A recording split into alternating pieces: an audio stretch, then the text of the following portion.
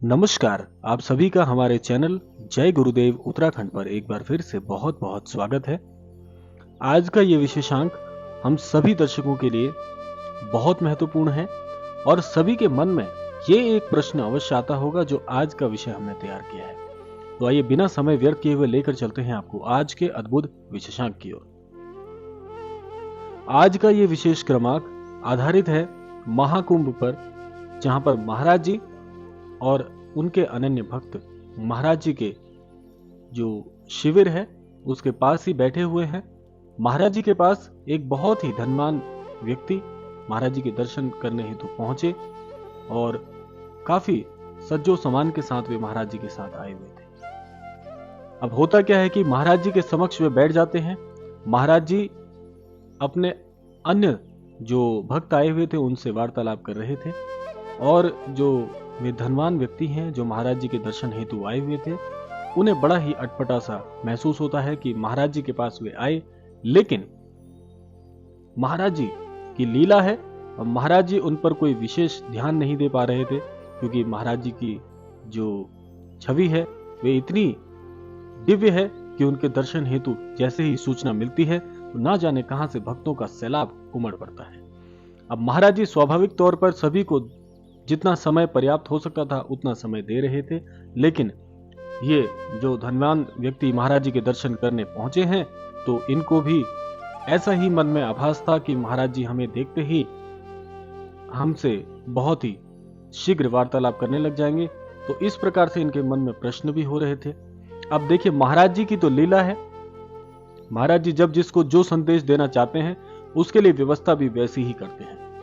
तो काफी समय व्यतीत हो जाता है, तो जो वे दर्शक और अनन्य भक्त महाराज जी के आए थे मिलने के लिए, वे महाराज जी का दर्शन पा रहे हैं और जा रहे हैं। इस प्रकार से वह माहौल छट नहीं रहा है। अब देखिए, महाराज जी हैं, दिव्य छवि है, महान संत हैं, तो जैसे जैसे लोगों को सूचना मिलती जा रही है भीड़ और बढ़ती जा रही है। अब जो ये धनवान व्यक्ति महाराज जी के समक्ष बैठे हैं, इनका जो विवेक है वह खोता जा रहा था। तो वे वैसे ही बहुत ही मन में उनके कुंठा हो जाती है, मन में उदासीन भाव भी आते हैं और बड़े अटपटे भाव आते हैं कि महाराज जी सब कहते हैं, लेकिन हमें दर्शन और हमसे विशेष कोई वार्तालाप तो हो नहीं रही है। तो ऐसा सोचकर वह जैसे ही उठने का उन्होंने मन बना लिया था, तो वैसे उठते ही थोड़ा सा उन्होंने इस प्रकार से मन बनाया कि उठ जाता हूं और यहां से चले जाता हूं। ऐसा भाव जैसे ही उनके मन में आता है तो महाराज जी एकाएक उनका हाथ थाम लेते हैं और उन्हें बिठा के महाराज जी एक बहुत ही अद्भुत संदेश देते हैं। अब संदेश आप सभी के लिए बहुत महत्वपूर्ण होने वाला है, तो जानिए महाराज जी क्या कहते हैं। महाराज जी कहते हैं कि धन और जो व्यक्ति का विवेक होता है वे बहुत ही समझदारी के साथ प्रयोग करना चाहिए। यानी कि महाराज जी कहते हैं कि जो धनवान व्यक्ति हैं, जिनके पास धन की सामर्थ्य है, जो अपने धन को कहीं पर भी कैसे भी किसी भी हाल में खर्च कर सकते हैं, उनके पास विवेक का होना भी बहुत जरूरी है। तो महाराज जी की बात सुनते हैं। महाराज जी आगे कहते हैं कि बहुत से लोग ऐसे हैं जो धन के अभाव में अपना पूरा जीवन व्यतीत कर देते हैं, और धन का खर्च कैसे करना चाहिए और धन को रखना कैसे चाहिए और धन का उपयोग कैसे करना चाहिए, यह बात निर्भर करती है मनुष्य के विवेक पर। और यह बात 100% सत्य है कि यदि आपके पास धन भी है और विवेक भी है तो आप धन का कभी भी व्यर्थ खर्च नहीं करेंगे। महाराज जी कहते हैं कि धन का व्यर्थ खर्च कैसे होता है, जब मनुष्य जो चीज जिसकी पर्याप्त आवश्यकता नहीं है उस पर यदि धन खर्च करने लग जाए तो उसे सोच लेना चाहिए कि अब धन व्यर्थ खर्च हो रहा है। और ऐसे व्यक्ति के पास धन टिकता भी नहीं है।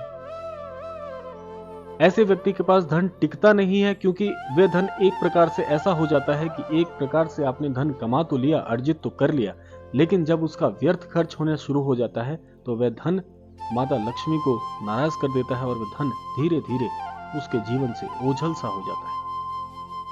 और धन की कमी कैसे नहीं रहेगी। अब महाराज जी बड़ी ही महत्वपूर्ण बात बता रहे हैं।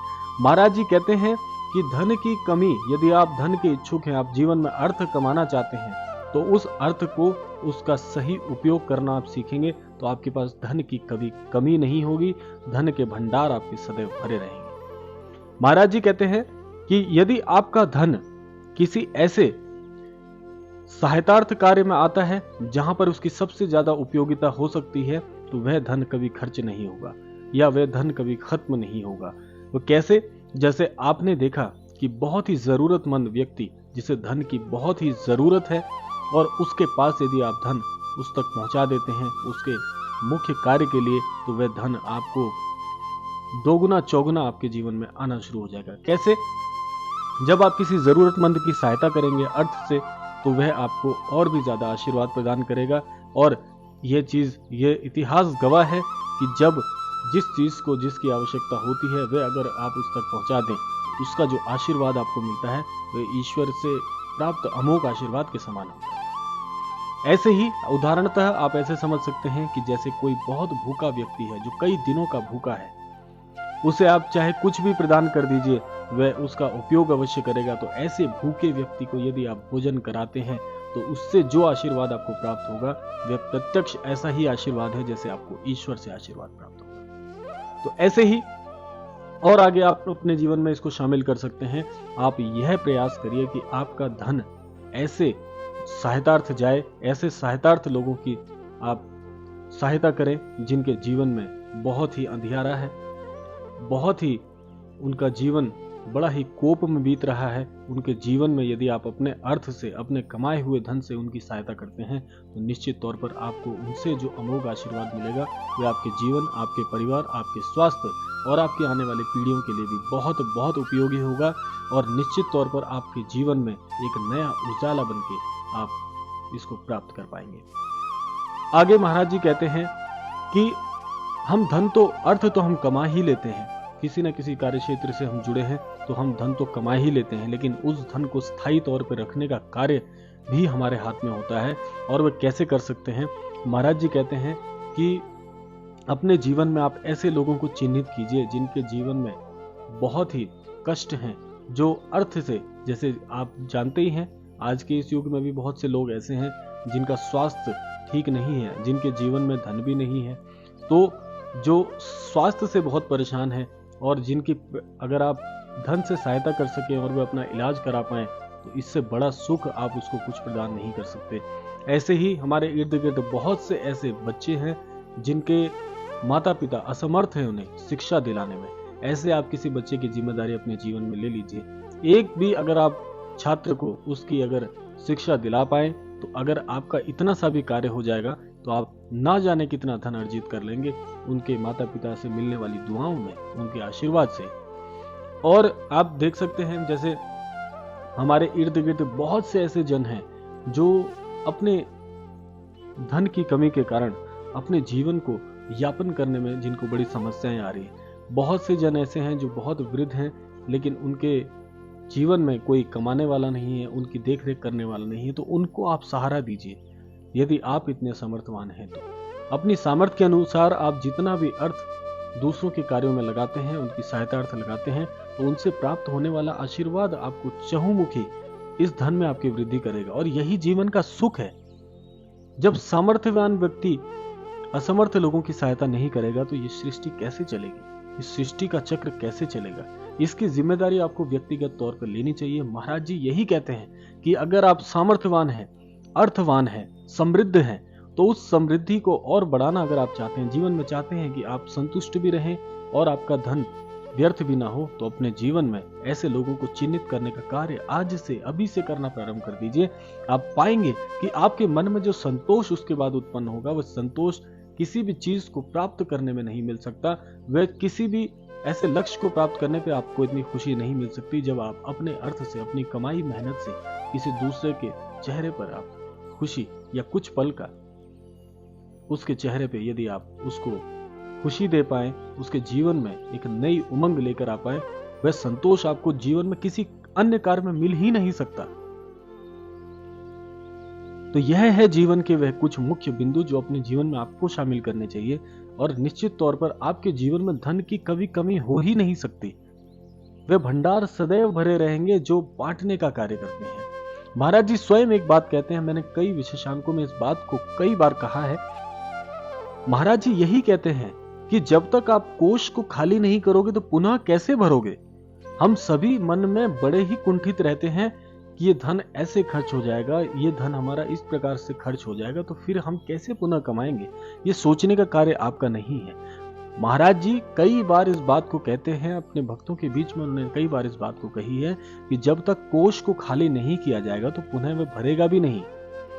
इसी प्रकार से अपने कोष को, जो भी आपके पास अपनी सामर्थ्य के अनुसार जो भी आपने कमाया है, अपनी पर्याप्त चीजों के अलावा भी यदि आप किसी दूसरे की सहायता जिस धन को खर्च करेंगे, वह धन मुख्य तौर पर आपको हर प्रकार से खुश रखेगा, हर प्रकार से आपके जीवन में खुशियों को लेकर आएगा, आपके जीवन में नई उमंग भरेगा और उसी उमंग से, उसी आशा से आप दूसरों के चेहरे पर भी कुछ पल, क्षण भर की खुशी भी दे पाएंगे।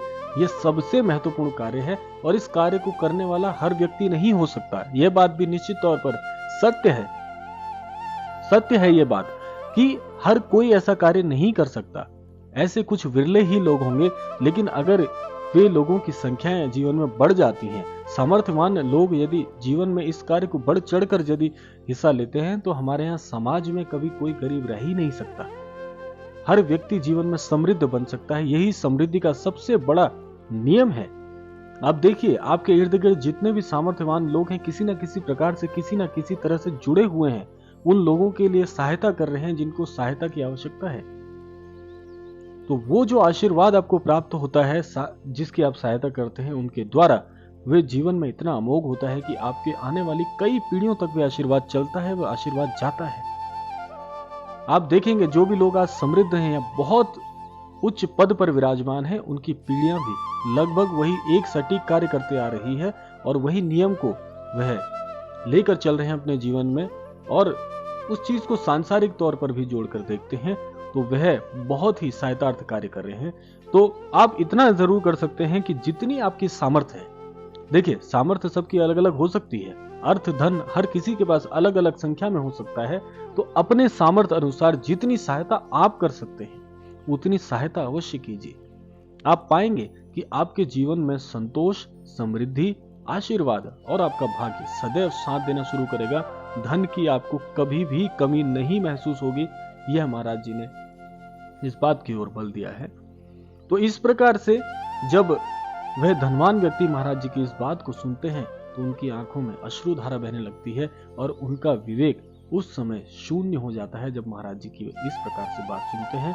अंत में उन्हें एहसास होता है कि महाराज जी की यह लीला क्यों थी, क्यों उन्होंने भेद नहीं किया मुझ में और अन्य जो अनन्य भक्त मिलने आए हैं उनमें।